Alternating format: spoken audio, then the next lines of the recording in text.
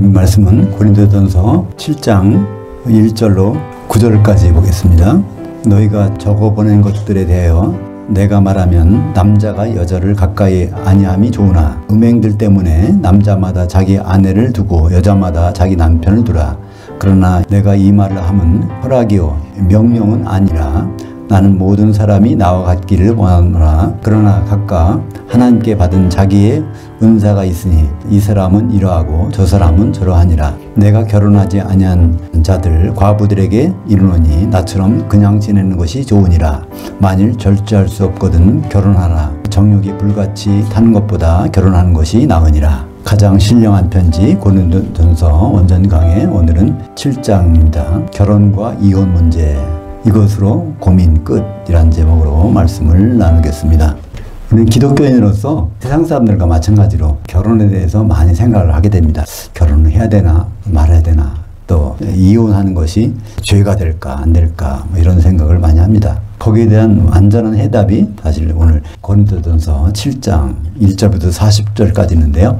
내용은 간단합니다. 근데 그걸 문장으로 길게 써서 복잡해 보이지만요. 고린도 교회가 사도 바울한테 먼저 편지를 써갖고 질문한 내용이 있는 것 같아요. 그게 이제 7장 1절 보니까 너희가 적어보낸 것들, 이게 바로 결혼과 혼인에 대한 문제를 어떻게 해결해야 될까 그런 걸 질문한 것 같습니다. 근데 우리가 원칙은 항상 이 세상 결혼은 어디에 원칙을 둬야 될까요? 하나님이 결혼에다가 맞춰야 됩니다. 그죠? 하나님은 어떤 결혼을 생각하고 계신가부터 항상 우리가 생각해 봐야 되죠. 그러므로 남자가 부모를 떠나 그의 아내 앞에서 그 둘이 한 육체가 될지니 이 비밀이 크도다. 나는 그리스도를 향하여와 교회를 향하여에 대해서 말하노라. 여기 이제 남자란 말을 안트로포스, 원래 안트로포스는 사람인데요. 이게 남성형을 썼으니까 남자라고 하는 것이 번역이 맞습니다. 이 남자 안트로포스가 나오는데 여기에 바로 고린도전서 7장 1절에 거기도 남자 또 여자가 나옵니다. 그 여자도 그냥 여자가 아니라 아내된 여자를 말하고 있죠. 남성과 여성, 남편과 아내는요 원래 단어가 다릅니다. 여기서는 성을 따지는 것이 아니라 부부관계를 따지는 것이죠. 근데 그 혼인을 근본적으로는 이 세상 혼인을 안 하는 게 낫다는 거예요. 결론을 말하면. 근데 왜 해야 되느냐? 그것이 바로 이유가 7장 2절에 나옵니다. 그 음행들 때문에, 그러니까 음행할 수 있기 때문에 혼인하는 것이 좋다는 것입니다. 혼인을 안고 있다가 음행하게 되면 그것이 참 나쁜 일이니까. 그래서 음행만 안 할 수 있다면 혼인을 안 하는 것이 좋다는 것이죠. 그래서 남편과 아내를 두라는 것입니다. 근데 이것은 명령이 아니라고 그러죠. 허락이 명령은 아니라. 그러니까 우리가 목숨을 거는 것은요, 사실은요, 이 세상 일에다가 목숨을 거는 것이 아니에요. 그죠? 그래서 결혼에 관해서 예수님이 말씀하신 적이 있어요. 결혼해야 되는지 안 해야 되는지. 그것을 마태복음 19장 12절 어머니 태로부터 된 고자들도 있고 사람들이 만든 고자들도 있고 천국을 위하여 스스로 된 고자들도 있도다. 이 말을 받을 만한 자는 받을지어다. 이건 남자만 해당되는 것이 아니라 여자도 마찬가지입니다. 그래서 결혼하지 않고 지내는 거, 결혼할 수 없는 거, 근데 결혼을 자기 의지로 안 하는 거, 이거 이제 세 가지로 나눠진다는 거죠. 여기서 특별히 천국을 위하여 스스로 된 고자들, 이것이 바로 사도들이지만 또는 이제 우리가 정말 예수님과 혼인이 있기 때문에 그걸 하는데 도움이 별로 안 될 것 같다. 그러면 이제 그것 때문에 여기서는 고자라고 표현했는데 성을 거세한 상태로 사는 것을 말하고 있습니다. 8절 보겠습니다. 내가 결혼하지 아니한 자.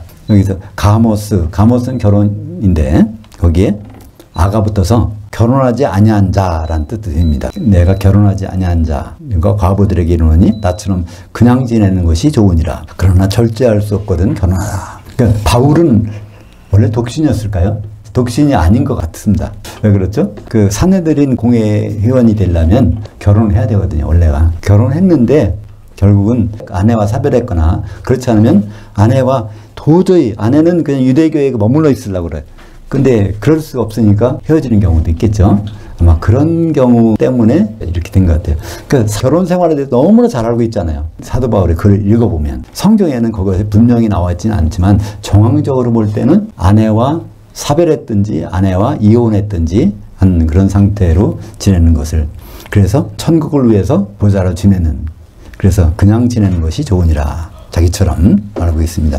고린도전서 9장 5절에 보면 우리가 다른 사도들과 주의 형제들과 게바와 같이 믿음에 참여된 아내를 데리고 다닐 권리가 없겠느냐.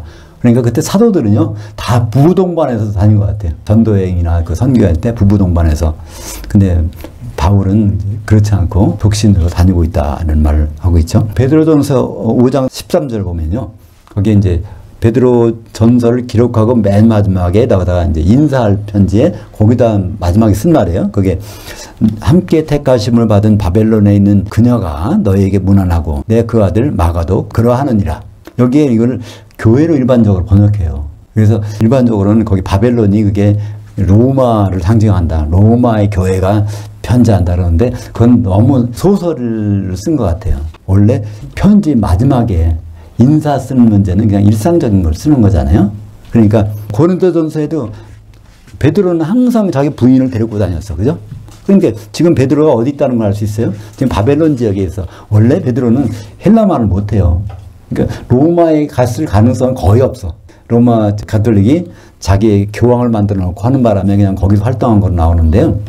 거기 가서 뭐 거꾸로 십자가에 죽었다 이런 말 다 그 만들어낸 말인 거 가능성이 큽니다. 원래 바벨론 지역, 그 지역에 있는 기독교인들에게 자기가 직접 가서 이 편지를 썼다고 보는 것이 더 확실한 말이죠. 지금 바벨론 지역이면 지금 이라크 그쪽이니까 그 지역에 갔는데 거기에 누가 있겠어요? 아내도 데려갔겠잖아요. 그죠? 아내를 따로 놔두고 갔겠어요? 그러니까 여기에 그걸 그대로 보면 베드로전서 5장 13절에 보면 바벨론에 있는 그녀가 너희에게 문안하고 또 내 아들 마가도 그러네요. 그러니까 마가도 여기서 아들이라는 것은요, 피오스라는 단어는요, 그게 아들들이지만은 제자라는 뜻도 있어요.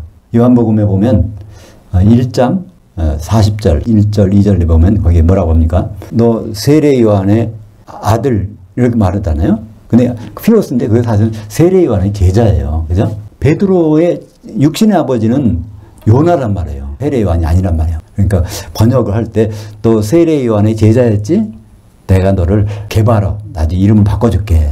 그런 말이 나오지 않습니까? 그럼 마지막에 요한복음 21장에 베드로 보고 거기는 이제 요한의 아들이라는 말도 없어요. 요한의 사람이라고 말씀하고 있어요. 그러니까 세례 요한의 사람이었지 너. 근데 내가 너를 택했잖아. 그러면서 마지막에 내 어린 양을 먹이라, 내 양을 치라, 내 장성한 양을 먹이라. 이제 그 말씀 마지막 할 때 내 처음 상 때, 처음 만났을 때 너는 세례 요한을 따르다는 제자였지. 지금은 너는 내 제자가 돼서 이런 일을 해야 돼. 그때 나오는 그 피고스가 아들이란 뜻이지만은 거기에 제자라는 뜻을 쓰였는데 그 제자가 바로 마가복음을 기록한 마가를 나타내고 있죠. 마가는 헬라식 이름이에요. 헬라식 이름이고 헬라를 잘했어요. 근데 베드로는 헬라말을 못하거든요. 그러니까 헬라말을 못하니까 베드로전서도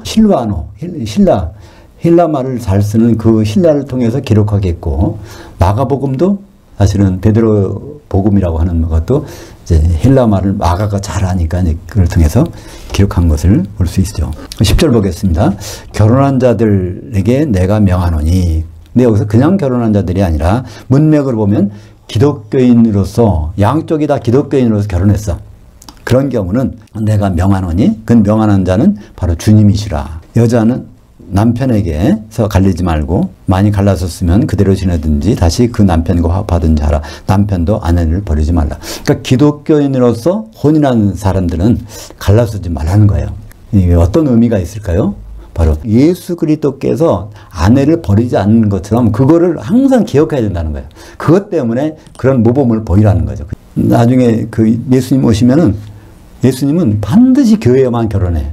딴 데 눈 안 판겠다는 거예요. 그죠? 단서에서 뭐만 하면? 음행만 안 하면. 그죠? 큰성 바벨론 같이 음행만 안 하면 결혼하겠다는 것입니다. 그게 마태복음 19장 9절에 예수님이 결혼관이 나옵니다. 내가 너에게 말하노니 누구든지 음행한 이후에 자기 아내를 버리고 다른 데 장가드는 자는 간음함이니라. 이건 그렇게 하라는 얘기가 아니라 예수님이 자기의 의지를 표현한 거예요. 아무리 못났다고 할지라도 너희 음행만 않는다면 나는 반드시 너희와 결혼하겠다. 그런 의미가 여기 들어있는 것입니다. 12절 보겠습니다. 그 나머지 사람들에게 말하노니, 그 나머지 사람들은요, 양쪽 사람이 남편과 아내가 기독교인이 아닌 경우 같아요. 여기 좀 내용을 보면 그래요. 그 나머지 사람들에게 내가 말하노니 이는 주의 명령이 아니라 만일 어떤 형제에게 믿지 아니하는 아내가 있어 남편과 함께 살기를 좋아하거든 그녀를 버리지 말며 또 어떤 여자에게 믿지 아니하는 남편이 있어 아내와 함께 살기를 좋아하거든 그 남편을 버리지 말라. 14절이요. 믿지 아니하는 남편이 그 아내를 말미암아 거룩하게 되고 믿지 아니하는 아내가 남편으로 말미암아 거룩하게 되나니 그렇지 않으면 너희 자녀들도 깨끗하지 못하니라. 그러나 이제 거룩하니라. 이건 사실 여기에 거룩하게 되었다고 이렇게 돼 있는데요. 그건 사실은 문맥상으로 보면 미래 완료로 볼 수 있어요. 완료는 완료인데 같이 결혼 생활을 하다 보면 믿지 않는 사람들도 결국 거룩한 성도로 될 수 있다는 얘기입니다. 그죠? 결국은. 그래서 거기서 난 자녀들도 거룩하게 될 수 있다는 거죠. 15절 보겠습니다. 혹 믿지 아니하는 자. 여기도 재밌어요. 믿음이 있다는 말을 뭐라고 할까요? 피스토스라고 그래요. 믿음은 피스티스고요. 그 형용사는 피스토스예요. 피스토스. 그게 믿음 있는 거예요. 거기에 바로 아닌 것은 뭐가 붙죠? 거기 앞에 아가 붙어요. 아피스토스. 헬라어 쉽죠? 이렇게 보면 아주 쉬워요. 아피스토스가 갈리거든 갈리게 하라. 형제나 자매나 이런 일들에 구애가 될 것이 없느니라. 그러나 하나님은 화평 중에 너희를 부르셨느니라. 그러니까 얼마든지 이게 죄의식 갖지 말라는 거예요. 갈리는 것도 그게 문제가 안 된다는 거예요. 그러나 결국은 화평하게 지내는 것이 하나님 뜻이라는 것을 말씀하고 있는 것입니다. 16절 보겠습니다. 불신자 남편을 둔 아내 된 자여 내가 그 남편을 구원할지 어찌할 수 있으며 불신자 아내를 둔 남편 된 자여 내가 그 아내를 구원할지 어찌할 수 있으리요. 그러니까 한쪽이 불신자지만 결혼 생활 하다 보면 남편을 보고 아내를 보고 결국은 믿음을 갖게 될지 그럴 가능성이 많다는 거예요. 그러니까 갈리는 것이 능사가 아니라 합평할 수 있으면 그렇게 하라는 것이죠. 그래서 우리는 믿지 않는 사람들에게 항상 뭘 보여야 돼요? 믿음의 본을 보여서 구원받을 수 있도록. 우리가 전도해갖고 예수 믿으라고 해서 구원시키는 게 아니라 바로 그 사람에게 어떤 본을 보여주면 그 사람의 구원의 기회가 있을 수 있다는 말이죠. 사도행전 16장 31절. 이게 이제 빌립보에 가서 바울과 실라가 되게 맞고 감옥에 가서 거기서 이제 감옥에 막 옥문이 무너져갖고 나오다가 간수를 만나서 이제 그를 구원시키는 장면이 나오죠. 이제 세례를 베풀고 사도행전 16장 31절 이르되 주 예수를 관하여 믿으라. 그래야면 내가 구원을 받으리라. 내 집도 마찬가지라. 이것을 우리말 번역은 어떻게 있어요? 주 예수를 믿으면 너 혼자 믿으면 내 집안이 다 구원받을 수 있어. 이렇게 번역해 놨어요. 근데 거기서는 그렇지 않습니다. 그냥 믿는 게 아니라 주 예수에 관하여 그분이 어떤 분인지에 대해서 잘 알고 그거를 믿게 되면 너는 구원받을 수 있어. 그 마찬가지 방법으로 내 집안 사람들도 너와 같이 그렇게 한다면 구원받을 수 있는 거야. 이런 말인데 그냥 누가 한 사람이 예수 믿으면 그 집안이 구원받는다. 이렇게 잘못 이해되고 있죠. 17절 보겠습니다. 오직 주께서 각 사람에게 나눠주신 대로 그 하나님이 각 사람은 부르신 그대로 행하라. 내가 모든 교회에서와 같이 명하노라. 그래서 결국은 하나님이 나눠주신 은사대로 이렇게 하라는 것입니다. 하나님이 이런 마음을 주셨으면 이렇게 하고 달래주셨으면 다르게 하고 너무 거기에 부여받지 않고 단지 뭐에 관심을 가져요? 교회에 대해서 관심을 갖고 생활하라 그런 뜻입니다. 그래서 18절부터 20절까지 보면 그 신분이 유대인이든지 이방이든지 종이든지 뭐 자유이든지 그게 관계할 필요가 없다는 것입니다. 다만 뭐가 필요하죠? 하나님의 계명들을 지킬 따름입니다. 그러니까 하나님의 계명은 지금 바뀌었어요. 그죠? 구약의 계명이 신약의 새 계명으로 바뀌었습니다. 구약의 계명과 새 계명의 차이점은 뭐죠? 구약의 계명은요, 첫째 하나님 사랑, 두 번째는 이웃 사랑이에요. 근데 이 두 가지를 할 수 없다는 겁니다. 하나님은 어떻게 아가페로 인간이 사랑할 수 있어요? 예수님이 내가 그 부분을 맡을 테니까 너는 바로 주 안에서 서로 사랑하라. 이 말로 바뀐 것이 새 계명입니다. 요한복음 13장 34절. 그러니까 새 계명이 쉬울 것 같죠?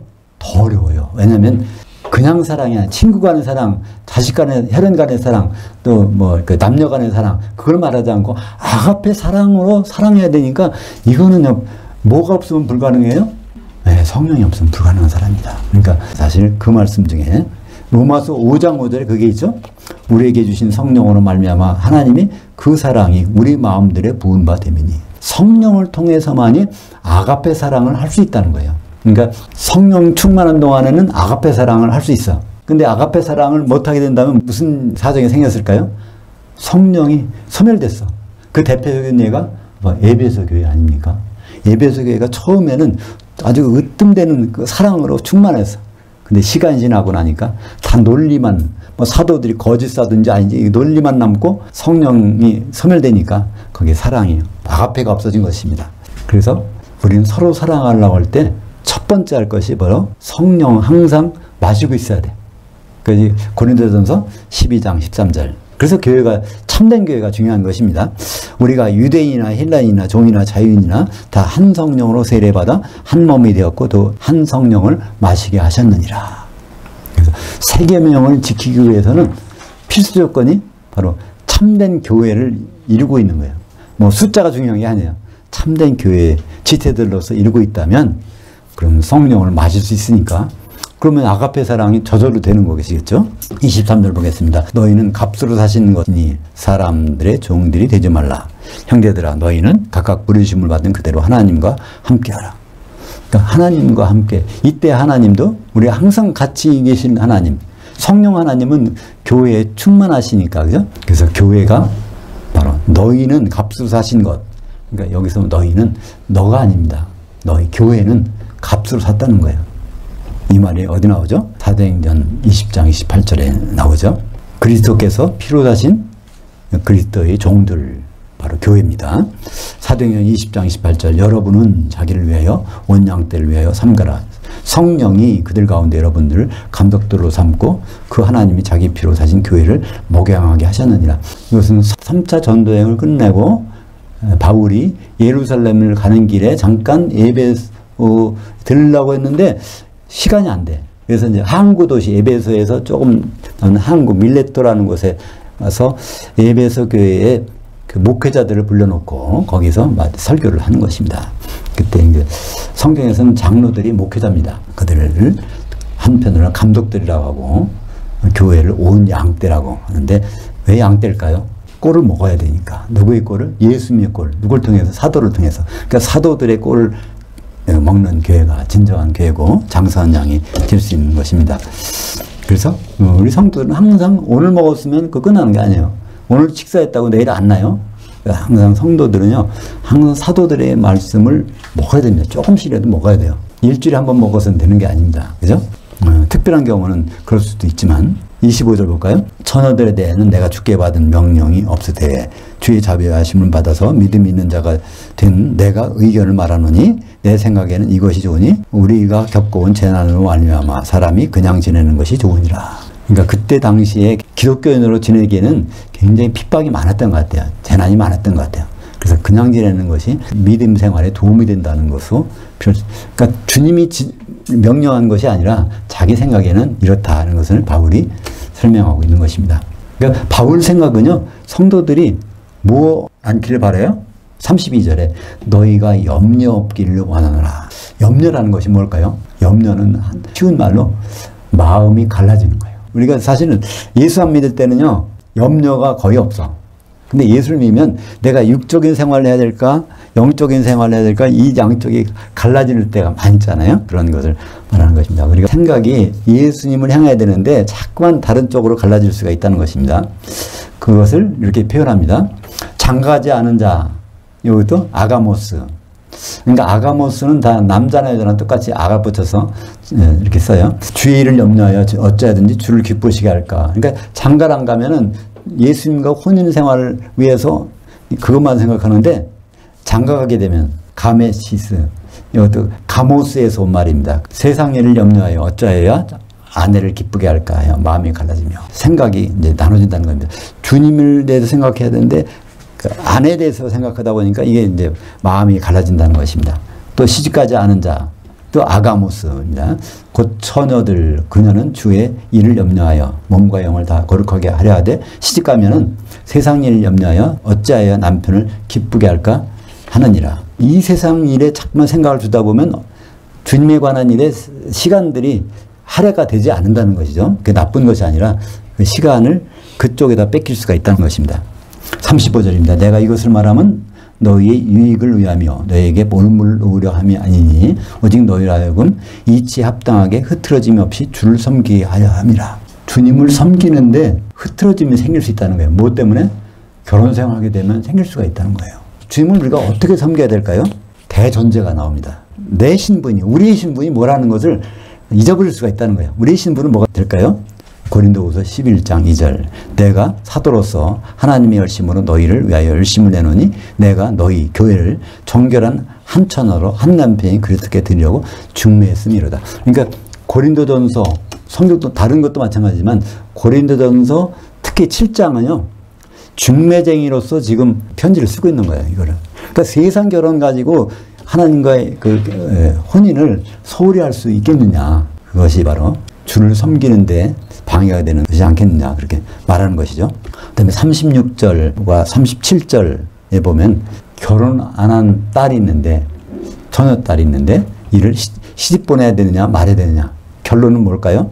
시집 보내는 것도 잘하는 것이고 시집 안 보내는 것이 더 잘하는 것이다. 그러니까 거기에 구애될 필요가 없다는 거예요.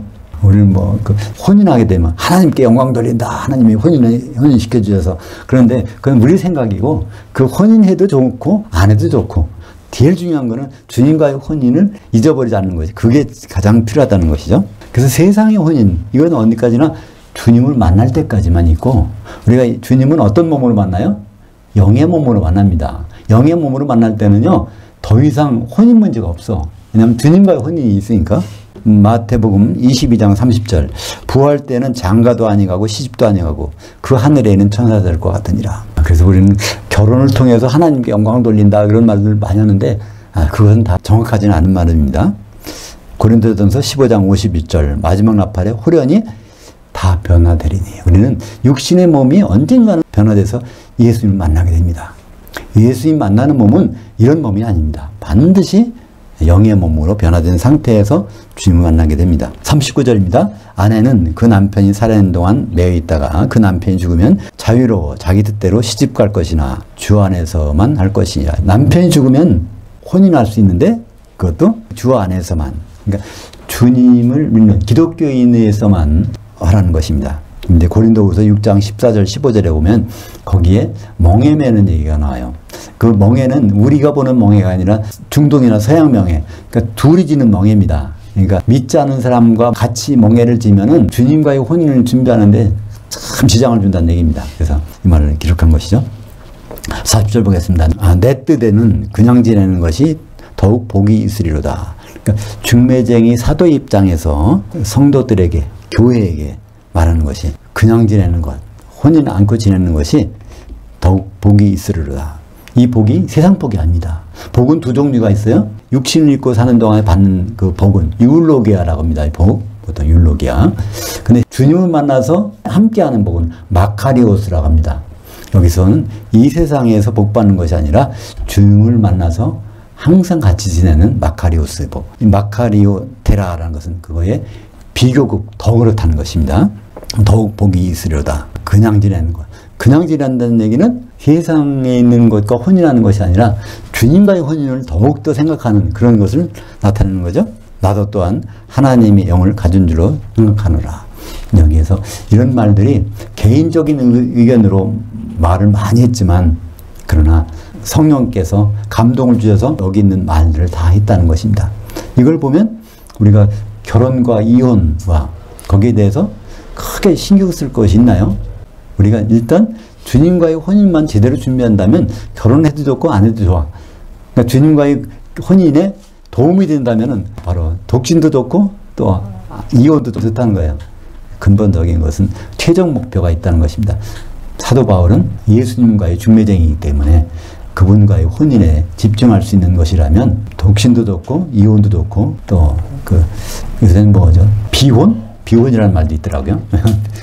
결혼 않고 지내는 거, 그것도 좋고. 세상에서 혼인하는 생활만 끝나는 것이 아니라 이 혼인 제도를 왜 주셨는지를 생각한다면, 그래서 에베소서 5장에 보면 지금 세상에 혼인 얘기하잖아요. 그 결론에 가면 에베소서 5장 31절, 32절에 가면 바로 그리스도와 교회의 혼인 때문에 우리는 혼인 제도를 그렇게 생각해야 된다는 말씀이 있지 않습니까?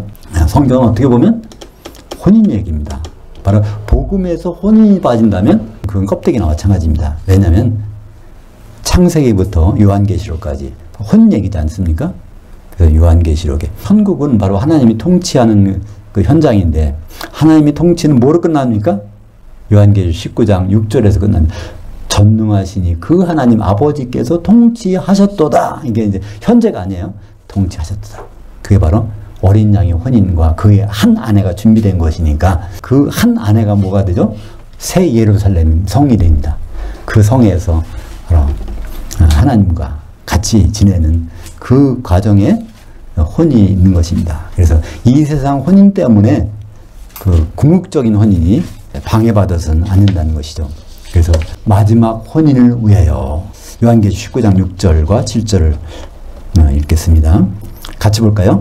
할렐루야. 우리 주 그 하나님 곧 전능하시니가 통치하셨도다. 우리가 즐거워하고 크게 기뻐하며 그에게 영광을 돌리세. 그 어린 양의 그 혼인이 이르렀고 그의 아내가 자신을 준비하였으므로. 거기서 영광 마지막에 하나님께 영광, 이 영광 돌리는 것이 바로 어린 양의 혼인이라는 거 아닙니까? 우리가 많은 일로 하나님께 영광을 돌린다고 하지만은 그건 부분적인 겁니다. 최종적인 영광 돌리는 건요, 그리스도의 혼인의 한 아내가 되는 것이 하나님께 영광을 돌리는 것이고요. 그때 할렐루야. 할렐루야는 할렐, 자랑하라. 우는 너희들, 야훼 하나님.